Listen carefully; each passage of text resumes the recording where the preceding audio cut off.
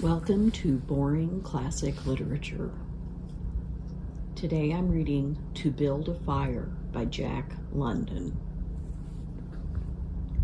Day had broken cold and gray, exceedingly cold and gray, when the man turned aside from the main Yukon trail and climbed the high earth bank where a dim and little-traveled trail led eastward through the fat spruce timberland.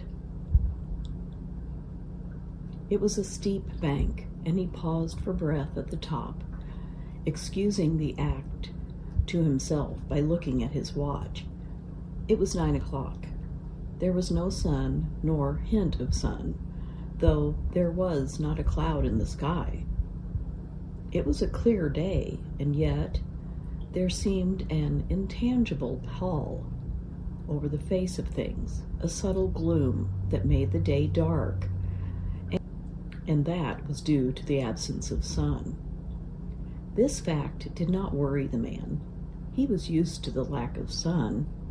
It had been days since he had seen the sun, and he knew that a few more days must pass before that cheerful orb due south would just peep above the skyline and dip immediately from view. The man flung a look back along the way he had come. The Yukon lay a mile wide and hidden under 3 feet of ice. On top of this ice were as many feet of snow. It was all pure white, rolling in gentle undulations where the ice jams of the freeze-up had formed, north and south, as far as his eye could see. It was unbroken white, save for a dark hairline that curved and twisted from above the spruce-covered island to the south, and that curved and twisted away into the north, where it disappeared behind another spruce-covered island. This dark hairline was the trail, the main trail, that led south 500 miles to the Chilkoot Pass, Dyea, and Saltwater, and that led north 70 miles to Dawson, and still on to the north 1,000 miles to Nulato, and finally to St. Michael on Bering Sea, 1,000 miles and a half 1,000 more. But all this, the mysterious, far-reaching hairline trail, the absence of sun from the sky, the tremendous cold, and the strangeness and weirdness of it all, made no impression on the man. It was not because he was long used to it. He was a newcomer in the land, a Chekako, and this was his first winter. The trouble with him was that he was without imagination. He was quick and alert in the things of life, but only in the things and not in the significances. 50 degrees below zero meant 80-odd degrees of frost. Such fact impressed him as being cold and uncomfortable, and that was all. It did not lead him to meditate upon his frailty as a creature of temperature and upon man's frailty in general, able only to live within certain narrow limits of heat and cold. And from there on, it did not lead him to the conjectural field of immortality and man's place in the universe. 50 degrees below zero stood for a bite of frost that hurt and that must be guarded against by the use of mittens, ear flaps, warm moccasins, and thick socks. 50 degrees below zero was to him just precisely 50 degrees below zero. That there should be anything more to it than that was a thought that never entered his head. As he turned to go on, he spat speculatively. There was a sharp, explosive crackle that startled him. He spat again, and again, in the air before it could fall to the snow, the spittle crackled. He knew that at 50 below, spittle crackled on the snow, but this spittle had crackled in the air. Undoubtedly, it was colder than 50 below. How much colder, he did not know. But the temperature did not matter. He was bound for the old claim on the left fork of Henderson Creek, where the boys were already. They had come over across the divide from the Indian Creek country, while he had come the roundabout way to take a look at the possibilities of getting out logs in the spring from the islands in the Yukon. He would be into camp by 6 o'clock, a bit after dark, it was true, but the boys would be there, a fire would be going, and a hot supper would be ready.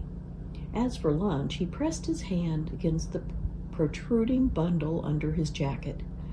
It was also under his shirt, wrapped up in a handkerchief and lying against the naked skin. It was the only way to keep the biscuits from freezing. He smiled agreeably to himself as he thought of those biscuits, each cut open and sopped in bacon grease, and each enclosing a generous slice of fried bacon. He plunged in among the big spruce trees. The trail was faint. A foot of snow had fallen since the last sled had passed over, and he was glad he was without a sled, traveling light. In fact, he carried nothing but the lunch wrapped in the handkerchief. He was surprised, however, at the cold. It certainly was cold, he concluded, as he rubbed his numbed nose and cheekbones with his mittened hand. He was a warm, whiskered man, but the hair on his face did not protect the high cheekbones and the eager nose that thrust itself aggressively into the frosty air. At the man's heels trotted a dog, a big native husky, the proper wolf dog, gray-coated and without any visible or temperamental difference from its brother, the wild wolf. The animal was depressed by the tremendous cold.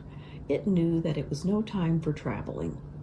Its instinct told it a truer tale than was told to the man by the man's judgment. In reality, it was not merely colder than 50 below zero. It was colder than 60 below, then 70 below. It was 75 below zero. Since the freezing point is 32 above zero, it meant that 107 degrees of frost obtained. The dog did not know anything about thermometers. Possibly in its brain there was no sharp consciousness of a condition of very cold, such as was in the man's brain. But the brute had its instinct. It experienced a vague but menacing apprehension that subdued it and made it slink along at the man's heels, and made it question eagerly every unwanted movement of the man, as if expecting him to go into camp or to seek shelter somewhere and build a fire. The dog had learned fire, and it wanted fire, or else to burrow under the snow and cuddle its warmth away from the air. The frozen moisture of its breathing had settled on its fur in a fine powder of frost, and especially were its jowls, muzzle, and eyelashes whitened by its crystalled breath. The man's red beard and mustache were likewise frosted, but more solidly, the deposit taking the form of ice and increasing with every warm, moist breath he exhaled. Also, the man was chewing tobacco, and the muzzle of ice held his lips so rigidly that he was unable to clear his chin when he expelled the juice. The result was that a crystal beard of the color and solidity of amber was increasing its length on his chin. If he fell down, it would shatter itself like glass into brittle fragments. But he did not mind the appendage. It was the penalty of tobacco chewers paid in that country, and he had been out before in 2 cold snaps. They had not been as cold as this, he knew, but by the spirit thermometer at 60 mile, he knew they had been registered at 50 below and at 55. He held on through the level stretch of woods for several miles, crossed a wide flat of niggerheads, and dropped down a bank to the frozen bed of a small stream. This was Henderson Creek, and he knew he was 10 miles from the forks. He looked at his watch. It was 10 o'clock. He was making 4 miles an hour, and he calculated that he would arrive at the Forks at 12:30. He decided to celebrate that event by eating his lunch there. The dog dropped in again at his heels with a tail drooping discouragement as the man swung along the creek bed.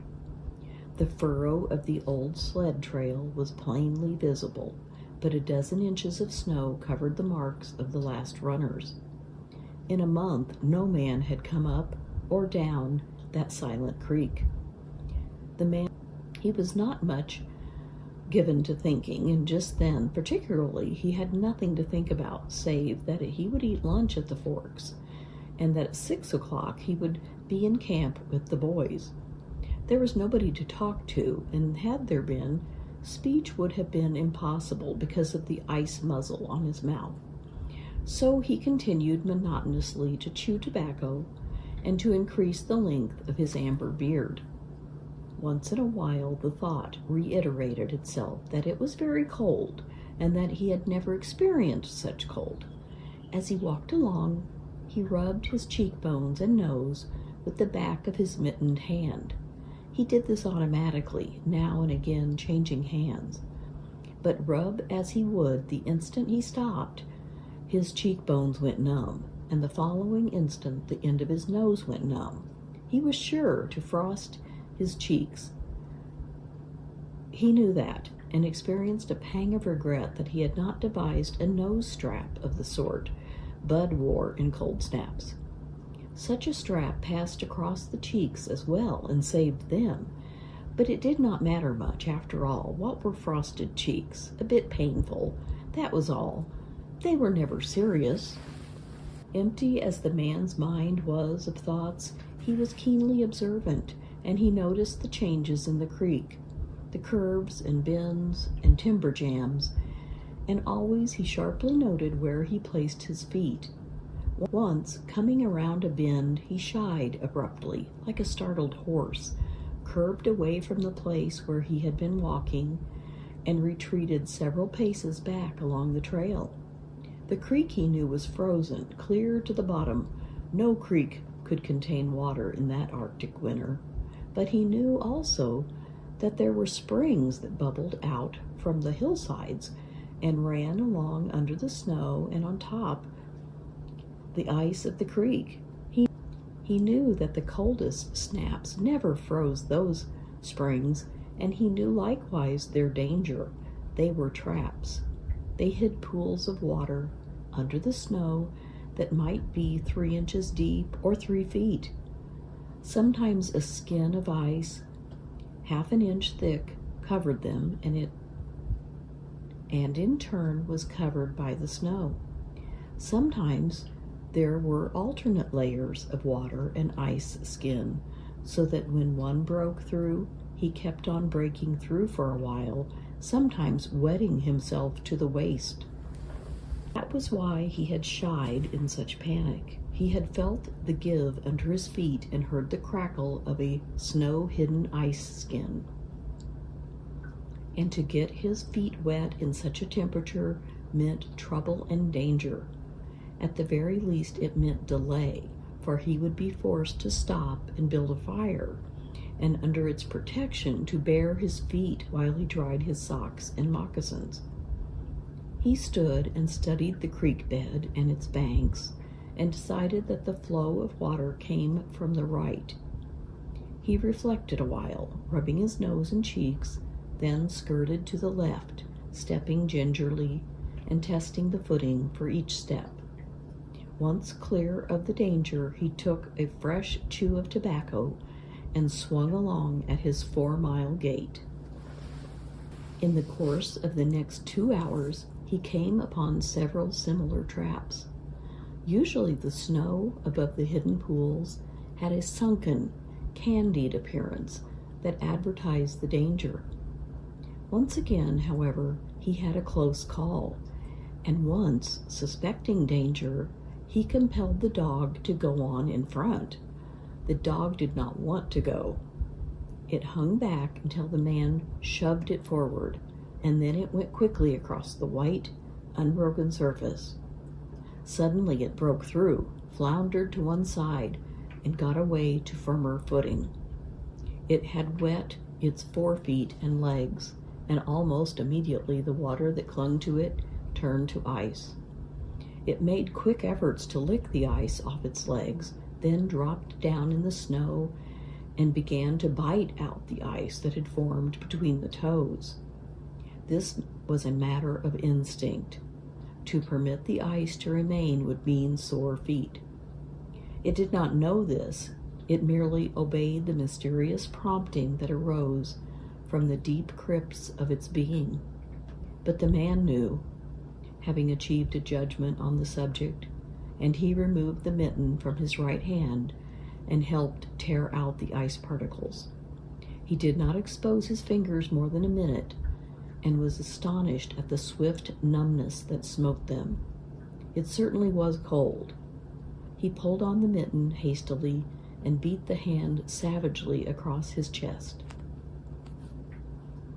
At 12 o'clock, the day was at its brightest, yet the sun was too far south on its winter journey to clear the horizon. The bulge of the earth intervened between it and Henderson Creek, where the man walked under a clear sky at noon and cast no shadow. At 12:30, to the minute, he arrived at the forks of the creek. He was pleased at the speed he had made. If he kept it up, he would certainly be with the boys by 6. He unbuttoned his jacket and shirt and drew forth his lunch. The action consumed no more than a quarter of a minute, yet in that brief moment the numbness laid hold of the exposed fingers.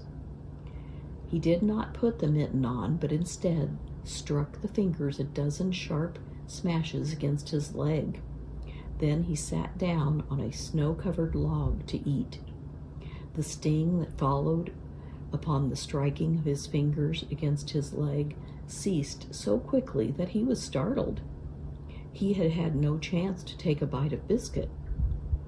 He struck the fingers repeatedly and returned them to the mitten, baring the other hand for the purpose of eating. He tried to take a mouthful, but the ice muzzle prevented. He had forgotten to build a fire and thaw out. He chuckled at his foolishness, and as he chuckled, he noted the numbness creeping into the exposed fingers. Also, he noted that the stinging, which had first come to his toes when he sat down, was already passing away. He wondered whether the toes were warm or numbed. He moved them inside the moccasin and decided that they were numbed. He pulled the mitten on hurriedly and stood up. He was a bit frightened. He stamped up and down until the stinging returned into the feet. It certainly was cold, was his thought. That man from Sulphur Creek had spoken the truth when telling how cold it sometimes got in the country, and he had laughed at him at the time. That showed one must not be too sure of things. There was no mistake about it. It was cold. He strode up and down, stamping his feet and threshing his arms until reassured by the returning warmth. Then he got out matches and proceeded to make a fire. From the undergrowth, where high water of the previous spring had lodged a supply of seasoned twigs, he got his firewood. Working carefully from a small beginning, he soon had a roaring fire, over which he thawed the ice from his face, and in the protection of which he ate his biscuits. For the moment, the cold of space was outwitted. The dog took satisfaction in the fire, stretching out close enough to warmth and far enough away to escape being singed. When the man had finished, he filled his pipe and took his comfortable time over a smoke.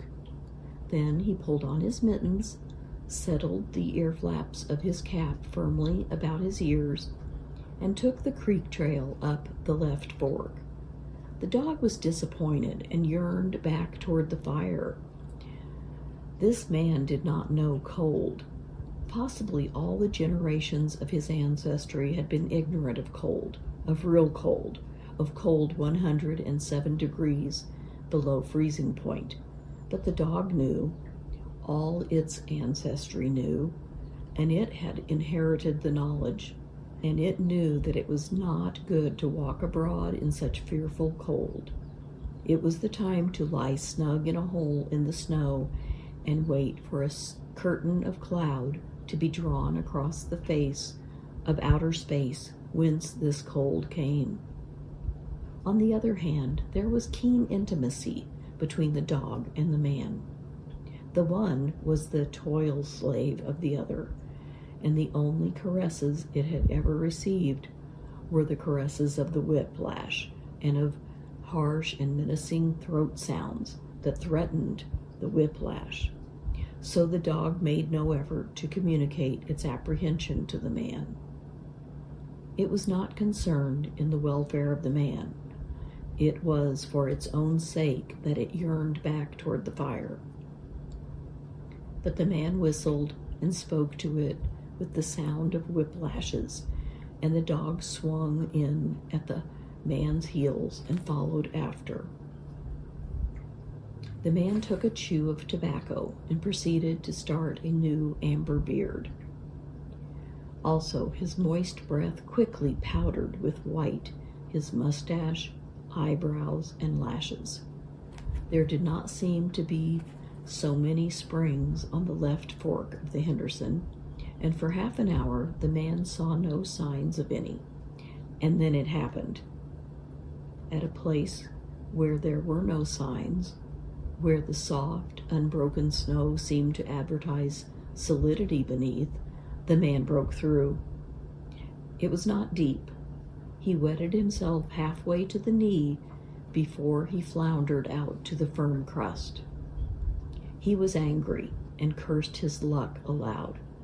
He had hoped to get into camp with the boys at 6 o'clock, and this would delay him an hour, for he would have to build a fire and dry out his footgear. This was imperative at that low temperature. He knew that much, and he turned aside to the bank, which he climbed. On top, tangled in the underbrush about the trunks of several small spruce trees, was a high water deposit of dry firewood, sticks and twigs principally, but also larger portions of seasoned branches and fine, dry, last year's grasses. He threw down several large pieces on top of the snow. This served for a foundation and prevented the young flame from drowning itself in the snow. It otherwise would melt. The flame he got by touching a match to a small shred of birch bark that he took from his pocket. This burned even more readily than paper. Placing it on the foundation, he fed the young flame with wisps of dry grass and with the tiniest dry twigs. He worked slowly and carefully, keenly aware of his danger. Gradually, as the flame grew stronger, he increased the size of the twigs with which he fed it. He squatted in the snow, pulling the twigs out from their entanglement in the brush and feeding directly to the flame. He knew that there must be no failure. When it's 75 below zero, a man must not fail in his first attempt to build a fire. That is, if his feet are wet. If his feet are dry and he fails, he can run along the trail for half a mile and restore his circulation. But the circulation of wet and freezing feet cannot be restored by running when it is 75 below. No matter how fast he runs, the wet feet will freeze the harder. All this the man knew. The old-timer on Sulphur Creek had told him about it the previous fall, and now he was appreciating the advice. Already all sensation had gone out of his feet. To build the fire, he had been forced to remove his mittens, and the fingers had quickly gone numb. His pace of 4 miles an hour had kept his heart pumping blood to the surface of his body and to all the extremities. But the instant he stopped, the action of the pump eased down. The cold of space smote the unprotected tip of the planet, and he, being on that unprotected tip, received the full force of the blow. The blood of his body recoiled before it. The blood was alive, like the dog. And like the dog, it wanted to hide away and cover itself up from the fearful cold. So long as he walked 4 miles an hour, he pumped that blood, willy-nilly, to the surface.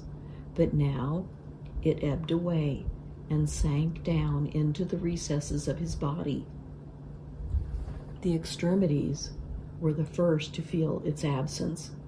His wet feet froze the faster, and his exposed fingers numbed the faster, though they had not yet begun to freeze. Nose and cheeks were already freezing, while the skin of all his body chilled as it lost its blood. But he was safe. Toes and nose and cheeks would be only touched by the frost, for the fire was beginning to burn with strength. He was feeding it with twigs the size of his finger. In another minute, he would be able to feed it with branches the size of his wrist, and then he could remove his wet footgear, and while it dried, he would keep his naked feet warm by the fire, rubbing them at first, of course, with snow. The fire was a success. He was safe.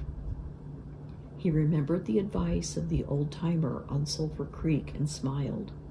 The old-timer had been very serious in laying down the law that no man must travel alone in the Klondike after 50 below. Well, here he was. He had had the accident. He was alone, and he had saved himself. Those old-timers were rather womanish, some of them, he thought. All a man had to do was to keep his head, and he was all right. Any man who was a man could travel alone, but it was surprising the rapidity with which his cheeks and nose were freezing, and he had not thought his fingers could go lifeless in so short a time. Lifeless they were, for he could scarcely make them move together to grip a twig, and they seemed remote from his body and from him. When he touched a twig, he had to look and see whether or not he had hold of it.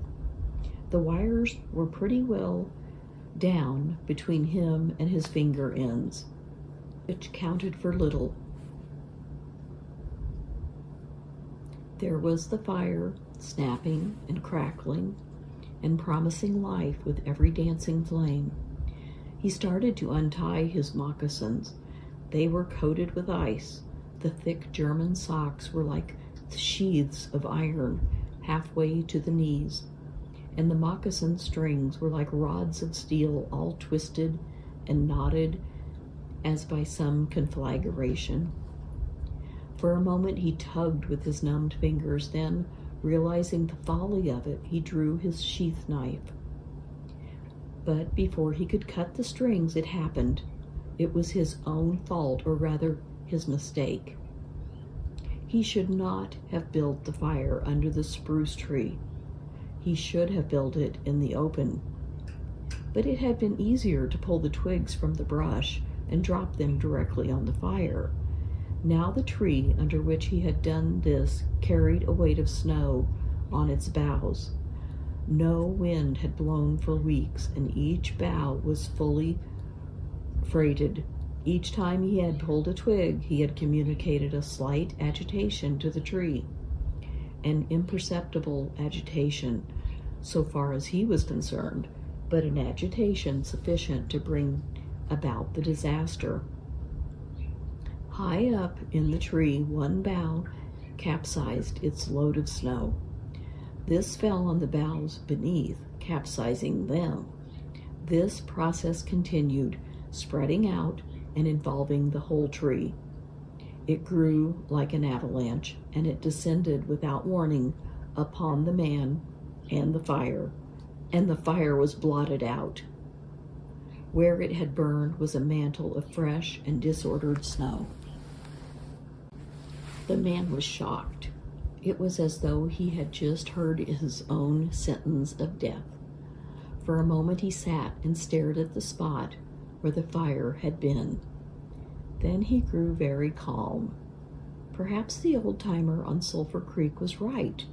If he had only had a trail mate, he would have been in no danger now. The trail mate could have built the fire. Well, it was up to him to build the fire over again, and this second time there must be no failure. Even if he succeeded, he would most likely lose some toes. His feet must be badly frozen by now, and there would be some time before the second fire was ready. Such were his thoughts, but he did not sit and think them. He was busy all the time they were passing through his mind. He made a new foundation for a fire, this time in the open, where no treacherous tree could blot it out. Next, he gathered dry grasses and tiny twigs from the high water flotsam. He could not bring his fingers together to pull them out, but he was able to gather them by the handful. In this way, he got many rotten twigs and bits of green moss that were undesirable, but it was the best he could do. He worked methodically, even collecting an armful of the larger branches to be used later when the fire gathered strength. And all the while the dog sat and watched him, a certain yearning wistfulness in his eyes, for it looked upon him as the fire provider, and the fire was slow in coming. When all was ready, the man reached in his pocket for a second piece of birch bark. He knew the bark was there, and though he could not feel it with his fingers, he could hear its crisp rustling as he fumbled for it. Try as he could not clutch hold of it, and all the time in his consciousness was the knowledge that each instant his feet were freezing. This thought tended to put him in a panic, but he fought against it and kept calm. He pulled on his mittens with his teeth and threshed his arms back and forth, beating his hands with all his might against his sides. He did this sitting down, and he stood up to do it, and all the while the dog sat in the snow, its wolf brush of a tail curled around warmly over its forefeet, its sharp wolf ears pricked forward intently as it watched the man. And the man, as he beat and threshed with his arms and hands, felt a great surge of envy as he regarded the creature that was warm and secure in its natural covering. After a time, he was aware of the first faraway signal of sensation in his beaten fingers. The faint tingling grew stronger till it evolved into a stinging ache that was excruciating, but which the man hailed with satisfaction. He stripped the mitten from his right hand and fetched forth the birch bark. The exposed fingers were quickly going numb again. Next, he brought out his bunch of sulfur matches, but their tremendous cold had already driven the life out of his fingers. In his effort to separate one match from the other, the whole bunch fell in the snow. He tried to pick it out of the snow, but failed. The dead fingers could neither touch nor clutch. He was very careful. He drove the thought of his freezing feet and nose and cheeks out of his mind, devoting his whole soul to the matches. He watched, using the sense of vision in place of that touch. He watched, using the sense of vision in place of that of touch, and when he saw his fingers on each side of the bunch, he closed them. That is, he willed to close them, for the wires were drawn, and the fingers did not obey. He pulled the mitten on the right hand and beat it fiercely against his knee. Then, with both mittened hands, He scooped the bunch of matches, along with much snow, onto his lap. Yet he was no better off. After some manipulation, he managed to get the bunch between the heels of his mittened hands. In this fashion, he carried it to his mouth. The ice crackled and snapped when, by a violent effort, he opened his mouth. He drew the lower jaw in, hurled the upper lip out of the way, and scraped the bunch with his upper teeth in order to separate a match. He succeeded in getting one, which he dropped on his lap. He was no better off. He could not pick it up. Then he devised a way. He picked it up in his teeth and scratched it on his leg. 20 times he scratched it before he succeeded in lighting it. As it flamed, he held it with his teeth to the birch bark, but the burning brimstone went up his nostrils and into his lungs, causing him to cough spasmodically. The match fell into the snow and went out. The old-timer on Sulphur Creek was right, he thought in the moment of controlled despair that ensued.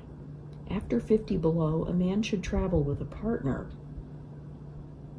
He beat his hands, but failed in exciting any sensation. Suddenly, he bared both hands, removing the mittens with his teeth. He caught the whole bunch between the heels of his hands. His arm muscles, not being frozen, enabled him to press the hand heels tightly against the matches. Then he scratched the bunch along his leg. It flared into flame, 70 sulfur matches at once. There was no wind to blow them out. He kept his head to one side to escape the strangling fumes and held the blazing bunch to the birch bark. As he so held it, he became aware of sensation in his hands. His flesh was burning. He could smell it.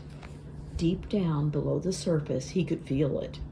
The sensation developed into pain that grew acute, and still he endured it, holding the flame of the matches clumsily to the bark that would not light readily, because his own burning hands were in the way, absorbing most of the flame.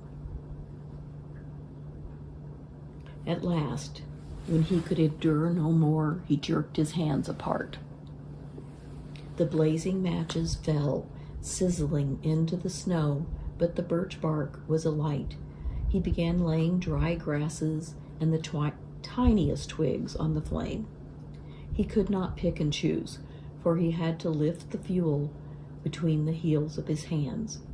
Small pieces of rotten wood and green moss clung to the twigs, and he bit them off as well as he could with his teeth.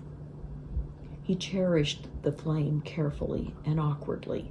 It meant life, and it must not perish. The withdrawal of blood from the surface of his body now made him begin to shiver, and he grew more awkward. A large piece of green moss fell squarely on the little fire. He tried to poke it out with his fingers, but his shivering frame made him poke too far, and he disrupted the nucleus of the little fire, the burning grasses and tiny twigs separating and scattering. He tried to poke them together again, but in spite of the tenseness of the effort, his shivering got away from him, and the twigs were hopelessly scattered. Each twig gushed a puff of smoke and went out. The fire provider had failed. As he looked apathetically about him, his eyes chanced on the dog sitting across the ruins of the fire from him in the snow, making restless, hunching movements, slightly lifting one forefoot and then the other, shifting its weight back and forth on them with wistful eagerness. The sight of the dog put a wild idea into his head. He remembered the tale of the man caught in a blizzard who killed a steer and crawled inside the carcass, and so was saved. He would kill the dog and bury his hands in the warm body until the numbness went out of them. Then he could build another fire. He spoke to the dog, calling it to him, but in his voice was a strange note of fear that frightened the animal, who had never known the man to speak in such way before. Something was the matter, and its suspicious nature sensed danger. It knew not what danger, but somewhere, somehow, in its brain arose an apprehension of the man. It flattened its ears down at the sound of the man's voice, and its restless, hunching movements and the liftings and shiftings of its forefeet became more pronounced, but it would not come to the man. He got on his hands and knees and crawled toward the dog. This unusual posture again excited suspicion, and the animal sidled mincingly away. The man sat up in the snow for a moment and struggled for calmness. Then he pulled on his mittens by means of his teeth and got upon his feet. He glanced down at first in order to assure himself that he was really standing up, for the absence of sensation in his feet left him unrelated to the earth. His erect position in itself started to drive the webs of suspicion from the dog's mind, and when he spoke peremptorily, with the sound of whiplashes in his voice, the dog rendered its customary allegiance and came to him. As it came within reaching distance, the man lost his control. His arms flashed out to the dog, and he experienced genuine surprise when he discovered that his hands could not clutch, that there was neither bend nor feeling in the fingers. He had forgotten for the moment that they were frozen and that they were freezing more and more. All this happened quickly, and before the animal could get away, he encircled its body with his arms. He sat down in the snow and in this fashion held the dog, while it snarled and whined and struggled. But it was all he could do, hold its body encircled in his arms and sit there. He realized that he could not kill the dog. There was no way to do it. With his helpless hands, he could neither draw nor hold his sheath knife, nor throttle the animal. He released it, and it plunged wildly away, with tail between its legs and still snarling. It halted 40 feet away and surveyed him curiously, with ears sharply pricked forward. The man looked down at his hands in order to locate them, and found them hanging on the ends of his arms. It struck him as curious that one should have to use his eyes in order to find out where his hands were. He began threshing his arms back and forth, beating the mittened hands against his sides. He did this for 5 minutes, violently, and his heart pumped enough blood up to the surface to put a stop to his shivering. But no sensation was aroused in the hands. He had an impression that they hung like weights on the end of his arms, but when he tried to run the impression down, he could not find it. A certain fear of death, dull and oppressive, came to him. This fear quickly became poignant as he realized that it was no longer a mere matter of freezing his fingers and toes, or of losing his hands and feet, but that it was a matter of life and death, with the chances against him. This threw him into a panic, and he turned and ran up the creek bed along the old dim trail. The dog joined in behind and kept up with him. He ran blindly, without intention, in fear such as he had never known in his life. Slowly, as he plowed and floundered through the snow, he began to see things again: the banks of the creek, the old timber jams, the leafless aspens, and the sky. The running made him feel better. He did not shiver. Maybe if he ran on, his feet would thaw out, and anyway, if he ran far enough, he would reach camp and the boys. Without doubt, he would lose some fingers and toes and some of his face, but the boys would take care of him and save the rest of him when he got there. And at the same time, there was another thought in his mind that he said he would never get to the camp and the boys, that it was too many miles away, that the freezing had too great a start on him, and that he would soon be stiff and dead. This thought he kept in the background and refused to consider. Sometimes it pushed itself forward and demanded to be heard, but he thrust it back and strove to think of other things. It struck him as curious that he could run at all on feet so frozen that he could not feel them when they struck the earth and took the weight of his body. He seemed to himself to skim along above the surface and to have no connection with the earth. Somewhere he had once seen a winged Mercury, and he wondered if Mercury felt as he felt when skimming over the earth. His theory of running until he reached camp and the boys had one flaw in it. He lacked the endurance.